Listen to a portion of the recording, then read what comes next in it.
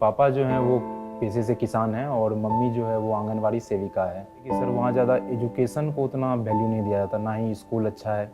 ज़्यादातर बच्चा वही गाय भैंस चराने में रहता है। ऐसा पर डे हमको लगभग 20 किलोमीटर साइकिल चला के जाना पड़ता था पढ़ने।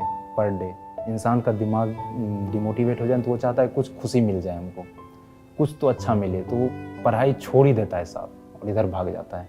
इतना निगेटिव साइड हम जा चुके थे। फिर 12th में आए तो लगा दोस्त कि ने क्या दिया था?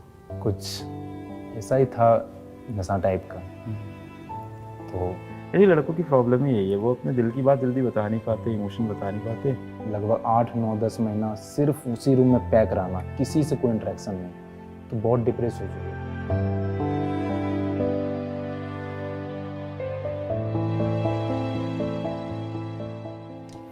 जय हिंद। मेरा नाम है अलक पांडे और आज मेरे साथ हैं नीट 2023 के टॉपर छात्र मयंक कुमार। मयंक एम्स पटना में एडमिशन ले चुके हैं, जो कि बहुत ही गर्व की बात है। इनकी कहानी बहुत ही प्रेरणादायक है, ना सिर्फ उन बच्चों के लिए जो नीट की परीक्षा देने जा रहे हैं, भारत के हर उस युवा के लिए जो एक बड़ा लक्ष्य साध रहे हैं। नीट 2023 में इनके 677 नंबर आए और ये फिजिक्स वाला के यकीन बैच से पढ़ते हैं। ड्रॉपर छात्रों का बैच होता है यकीन, नीट ड्रॉपर का, और उसी बैच के चलते ये हमसे इनका परिचय हुआ। तो सबसे पहले बेटा बहुत बहुत बधाई हो आपको। Thank you sir. कैसा लग रहा है अभी? सर बहुत बहुत प्राउड मोमेंट है सर। जिस टीचर को कभी स्क्रीन में देखा करते थे आज उसके सामने बैठना बहुत प्राउड मोमेंट है सर मेरे लिए।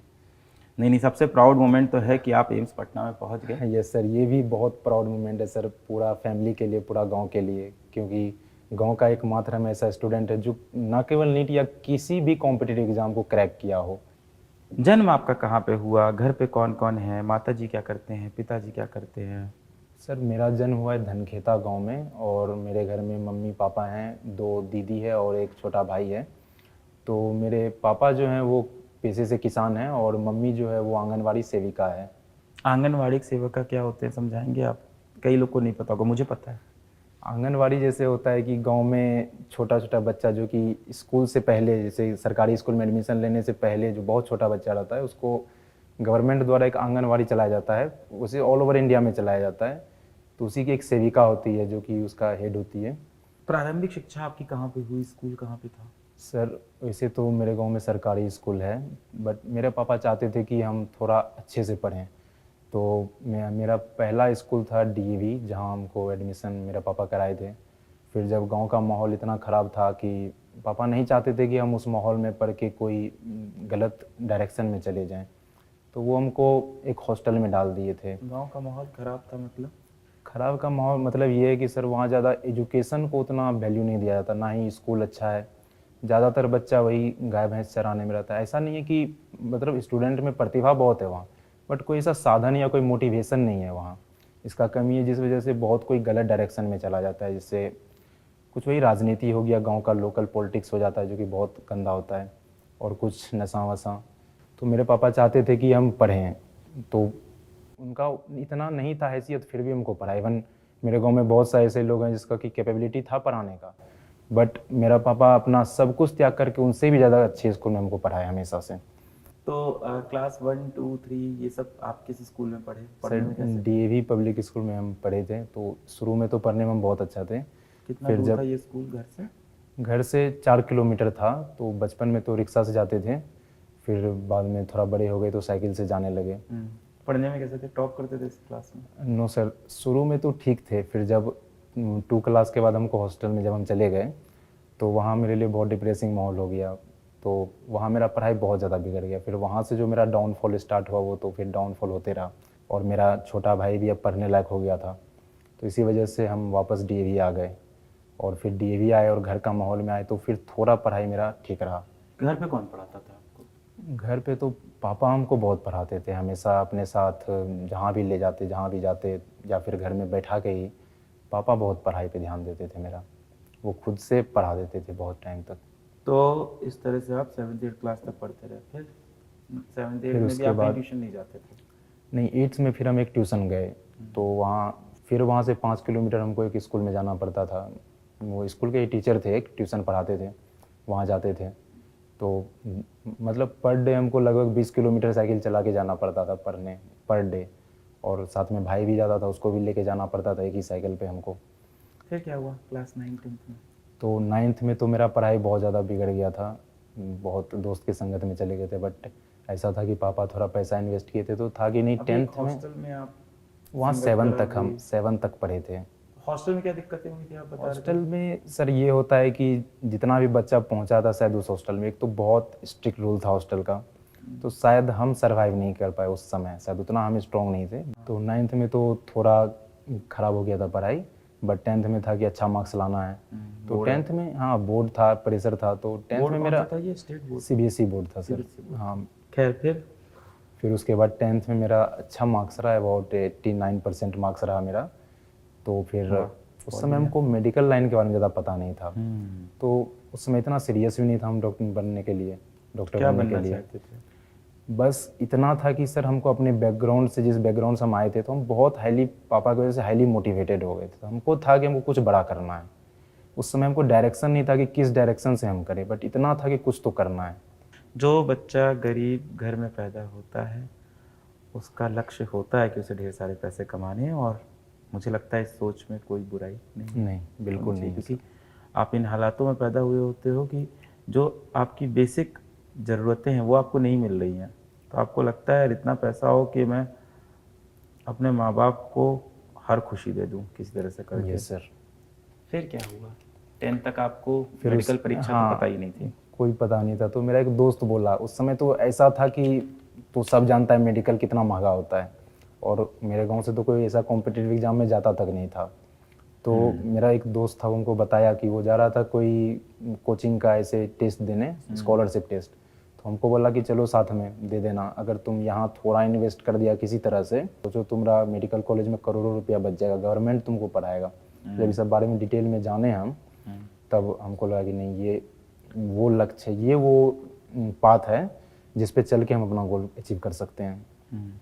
तो हम जब पापा को बोले, तो पहले तो पापा बोले नहीं, इतना तो नहीं दे पाएंगे, ये तो पॉसिबल नहीं है। तो पापा का भी था कि हाँ अब पढ़ लिया, 12th कर लिया, तो जो गांव में बेसिक है था कि थोड़ा बड़ा करे, बट इतना पैसा तो इन्वेस्ट नहीं कर सकते थे। तो जब हम बोले कि हम फ्री में डॉक्टर बन जाएंगे बहुत मिनिमम कॉस्ट पे, अगर हम अच्छा कॉलेज ले लिए, तो तब पापा थोड़ा माने और एक ज़मीन बेचे थे किसी अपने काम के लिए। उसे थोड़ा ही ज़मीन था, वो बेचे थे, और बिना कुछ सोचे हम पे भरोसा करके मेरे ऊपर इन्वेस्ट कर दिए। घर में किसके क्लोज हो सबसे ज़्यादा? हम अभी भी सर उतना ज़्यादा फैमिली से खुल के नहीं कर पाते, ये मेरा बहुत बड़ा नेगेटिव पॉइंट है ये शायद। सारे लड़कों का होता है। Yes sir. लड़के ऐसे ही Of course, होते हैं, ऐसे ही। अपने घर वालों से बात ही नहीं कर पाते हैं। हम आज भी बहुत सारा ऐसा इमोशनल बात है जो हम यहाँ बोलेंगे, बट मेरे फैमिली में किसी को नहीं पता है। बिल्कुल, अगर उनको आप पता भी चलेगा तो हमेशा यहाँ देखो, जो माता होती है, मम्मी होती है घर की, और अगर आपकी कोई बहन है तो मम्मी और बहन का बॉन्ड बड़ा स्ट्रांग दिखता है। हाँ, दोनों हमेशा बिल्कुल। साथ में रहेंगे, साथ में घूमेंगे, साथ में सोते हैं, उन लोग हमेशा साथ में किचन में खाना बना रहे हैं, साथ में सारे काम। और अगर घर में बेटा है तो वो एकदम दूर रहता है माँ और बहन से। और धीमे धीमे ऐसा आपके अंदर भी आता है, यार ऐसा क्या है कि मैं भी तो माँ से प्यार करता हूँ, मैं क्यों नहीं साथ। कोशिश भी करते हैं, 10-15 मिनट बाद भी करते हैं, फिर हो नहीं पाती है, फिर दूर हो जाते हैं। पर कोशिश करते रहना चाहिए, यही लगता है। यही लड़कों की प्रॉब्लम ही यही है, वो अपने दिल की बात जल्दी बता नहीं पाते, इमोशन बता नहीं पाते। और पाल पोस के बड़ा भी ऐसा किया जाता है। आप मूवीज़ में भी, भारतीय मूवी में भी आप यही देखते हो कि मर्द है तो बाहर जाएगा, काम करेगा, पैसा कमाएगा, कभी आंसू नहीं बहाएगा। कभी आंसू नहीं बहेगा। सच्चाई है कि मर्द भी इंसान है, आंसू उसके भी बहते हैं और बहुत सारे बहते हैं। अभी आप देखो जो मूवमेंट चलता है फेमिनिस्ट का, या कुछ औरतें ऐसा, कई बार मैंने देखा है कुछ फीमेल्स ऐसी हैं, कई जगह मैंने अपने फ्रेंड सर्कल में देखा, कई बार आप देखो ऑफिस में देखो, फ्रेंड सर्कल में देखो, कुछ महिलाएं होती हैं जो बोलती हैं सारे मर्द खराब है और मर्दों के अंदर ये दिक्कत है। हो सकता है उनकी बात सही हो, क्योंकि उनके जीवन के एक्सपीरियंस उनको ऐसे मर्द मिले, हम तो सर फेस भी किए ये फेस, है ना। बिल्कुल। और इस चक्कर में क्या होता है कि पूरा एक मर्द कम्युनिटी बदनाम हो गई है। Yes sir. कहानी आगे सुनते हैं आपकी। मैं तो फिर पटना गए, वहाँ एडमिशन लिए उस इंस्टीट्यूट में। हाँ, वो ज़मीन बिक गया था, तो वहाँ हम एडमिशन लिए। तब तक बहन की शादी हो चुकी थी?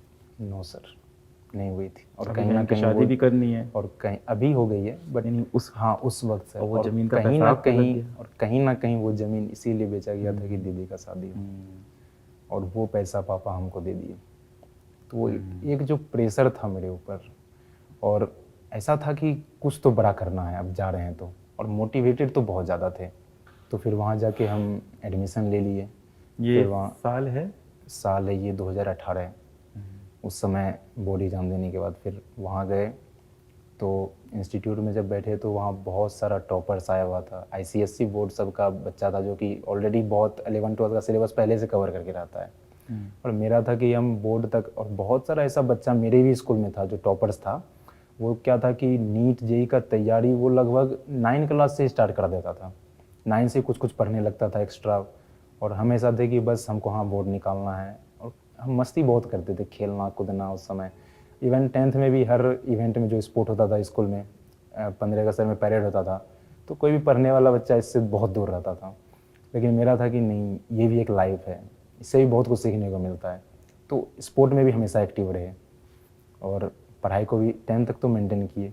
जब पटना गए, जब बहुत सारा बच्चा आया जो कि बहुत टॉपर था अलग अलग जगह से, वहाँ जब फेस किए वो लोग को, तो जब पहला मॉक टेस्ट हुआ था, मेरा फिजिक्स में निगेटिव मार्क्स, केमिस्ट्री में निगेटिव मार्क्स, बायो में बस कुछ मार्क्स आया था, बहुत कम।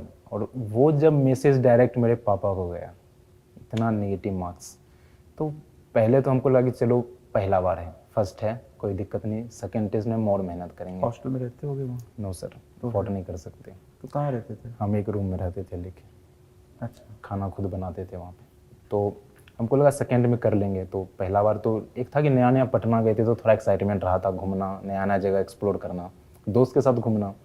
तो फिर सेकंड बार से सब कुछ बंद किए, खुद से बहुत ज़्यादा पढ़ने लगे।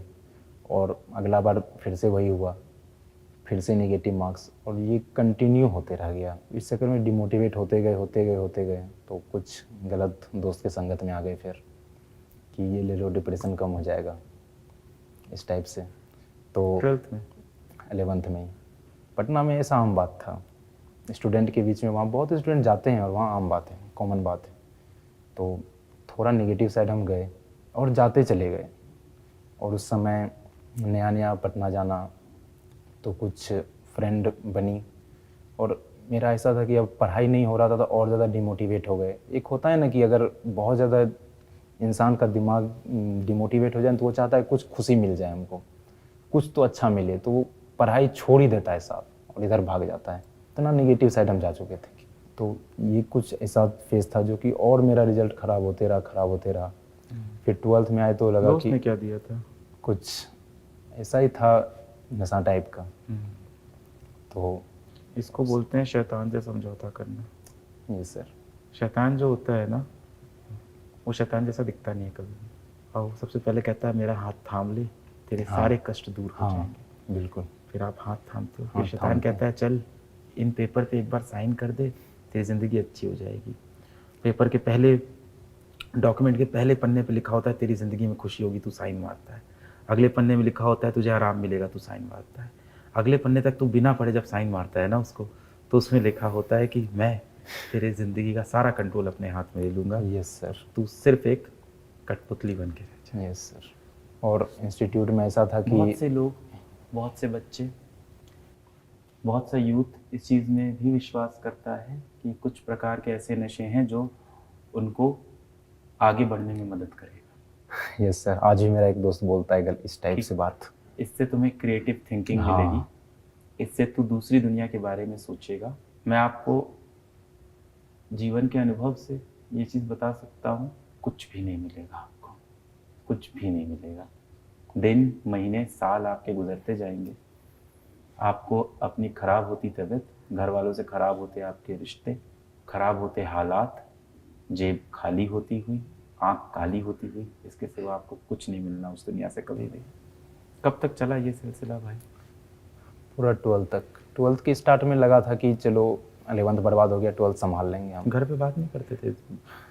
हम ऐसा है कि सर हम कॉल्स पे भी घर पे ज़्यादा बात नहीं करते। मम्मी कभी कभी बोलती थी कि कॉल काहे नहीं करता है तुम। काहे नहीं करता था तो? यही रीज़न था कि बहुत नेगेटिव मार्क्स आ रहे हैं, कैसे बात करें, क्या बात करें, गिल्ट। फिर हम उस समय ट्राई करते हैं कि इतना डिप्रेसिंग माहौल में अगर कुछ भी हम लोग को अच्छा मिल जाता है जो मन को रिलैक्स करता है, उसकी तरफ हम भाग जाते हैं तुरंत। अगर उस एज में प्यार मिला, गर्लफ्रेंड मिला, तो हम लोग उधर भागते हैं और वो और टाइम वेस्ट करता है। ऐसा नहीं होता कि सारा खराब ही होता है, अगर कुछ अच्छा मिले तो बहुत आगे बढ़ने में हेल्प करता है। देखिए, ये प्रेम नहीं, ये सच्चाई से भाग रहे थे। हाँ, ये सच्चाई से आपकी भाग रहे सच्चाई थे। थी, लक्ष्य को Yes, पाना sir. था, वो आप कर नहीं पा रहे थे, दुखी यही। हुए, और आपको उस दुख के लिए आसरा मिला एक लड़की के पास, तो आपने उसको प्रेम समझ लिया। और यही था सर। और कुछ नशे? वो लॉकडाउन में एक चमत्कार हुआ। लॉकडाउन में एक ऐसा चमत्कार हुआ कि उस समय डीडी नेशनल पे प्रसारण हो रहा था रामानंद सागर जी का रामायण और श्री कृष्णा का। तो हमको पापा बचपन में भी दिखाए थे, तो इस बार भी हम देख रहे थे और कुछ तो और दे नहीं रहा था। तो पापा जब वो एक ऐसा समय था जब हम पूरा फैमिली एक साथ बैठते थे। वैसे तो कभी बैठते नहीं थे ज़्यादा, बट लॉकडाउन में बैठ रहे थे हम लोग। तो उस समय जब श्री कृष्ण भगवान भागवत वाला जो एपिसोड चल रहा था, भागवत गीता वाला, उसमें हम जो श्री कृष्ण बता रहे थे माइंड को कंट्रोल करना, तो हमको लगा कि शायद हमको करना चाहिए, वो पाथ पे एक बार चलना चाहिए, ताकि यही वो पाथ है जो हमको मेरा लक्ष्य के पास ले जाएगा। वरना तो हम बहुत डिमोटिवेट हो चुके थे। तो उसी समय हम भागवत गीता ऑर्डर किए, उसी समय हम ऑर्डर किए, मंगाए, पढ़े। हाँ, बहुत कुछ नहीं समझ पाए, लेकिन कुछ तो समझे, बहुत 10% ही समझे, ताकि समझने के लिए गुरु का आवश्यकता तो होता ही है। ऐसे तो हम अपने से तो नहीं समझ सकते। तो वहाँ से हमको प्रेरणा मिला। फिर प्रॉब्लम सबसे बड़ा आ गया कि अब हम पढ़ें कैसे। तो फिर से हमको हिम्मत नहीं था पैसा मांगने का और पटना जाने का, और लॉकडाउन था, जा भी नहीं सकते। तो हम सोचे यूट्यूब से ही पढ़ेंगे। आपको तो हर बच्चा जानता था इंस्टीट्यूट में, क्योंकि वहाँ के इवन हर इंस्टीट्यूट के फिजिक्स के टीचर बोलते ही हैं कि अगर तुम मोबाइल में कुछ ऐसा वीडियो देख रहे हो तो इससे अच्छा एक अलग सर हैं। जो मेरे टीचर ऐसे ही सेम डायलॉग बोले थे कि दिन भर जो मोबाइल में से लगा रहता है, इससे अच्छा एक अलग सर हैं, पढ़ो जाके, कुछ तो पढ़ लो। तो कुछ बहुत बच्चा ऐसा था मेरे क्लास में जो आज नीट निकाला है, वो इवन 11-12 में आपसे पढ़ता था। तो हम जानते तो थे। तो उस समय फिर हम स्टार्ट कर दिया आपके ही वीडियो से, फिजिक्स और केमिस्ट्री का कुछ चैप्टर यूट्यूब के वीडियो से ही हम कंप्लीट किए हैं। फिर वहाँ से हम अक्टूबर से स्टार्ट किए अपना पढ़ाई, पूरा फोकस्ड हो गए। शुरू में बस यही था कि हमको मन को काबू करना है। ऐसा नहीं था कि शुरू में हम पढ़ने वढ़ने का नहीं सोच रहे थे उतना, बट हुआ क्या कि 2021 नीट से पहले हमको पता था हम निकाल लेंगे, सबको पता था हम निकाल लेंगे।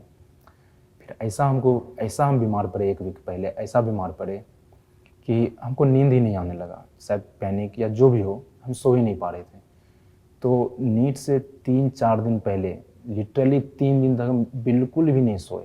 ट्राई कर रहे हैं, पूरा रात करवट बदल रहे हैं, सो नहीं रहे। रात में अगर सो नहीं रहे हैं तो पूरा दिन सर दर्द हो रहा है। तो उस समय हम फिर गए एग्ज़ाम देने, पटना सेंटर ही पड़ा। तो घर से गए, पूरा रात ट्रेन में ट्रेवल किया। हम सोचे थे सो जाएंगे ट्रेन में, वहाँ भी नहीं सो पाए।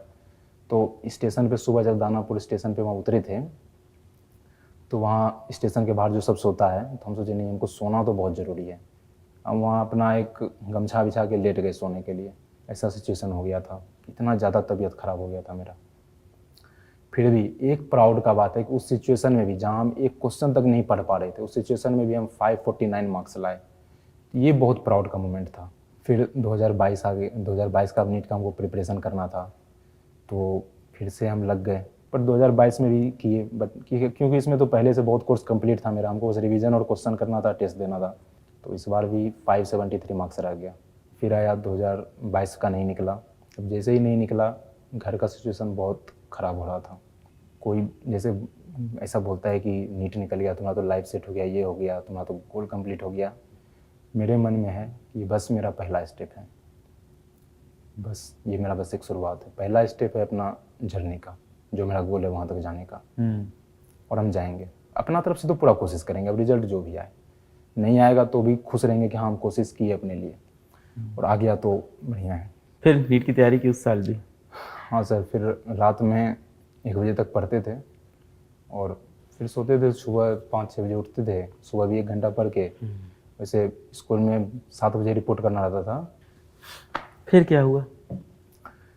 फिर पढ़ाई किए बहुत ज़्यादा। फिर आया फेब का महीना, फरवरी। तो उस समय 2 महीना बचा था, फरवरी, मार्च, अप्रैल, 3 महीना था मेरे पास। तो फिर हम स्कूल छोड़ दिए, बोले कि अब 3 महीना तो 100% देना है। और इवन इस बार भी हम वही यकीन बैच का आप ही के PDF से पढ़े, फिर से वही जितना प्रीवियस ईयर क्वेश्चन था वही किए थे, और उसी में कुछ मार्क करके रख दिए थे। उसको नोट्स में लिख लिए थे कि नहीं, ये क्वेश्चन में हमको बार बार डाउट आ रहा है। कुछ ही था, जैसे हर चैप्टर में मात्र 3-4 क्वेश्चन ही ऐसा होता है जो कि बिल्कुल कॉन्सेप्ट से थोड़ा हट के होता है, जिसको कहीं ना कहीं थोड़ा दिमाग में रखना जरूरी है, नीट के लिए स्पेशली।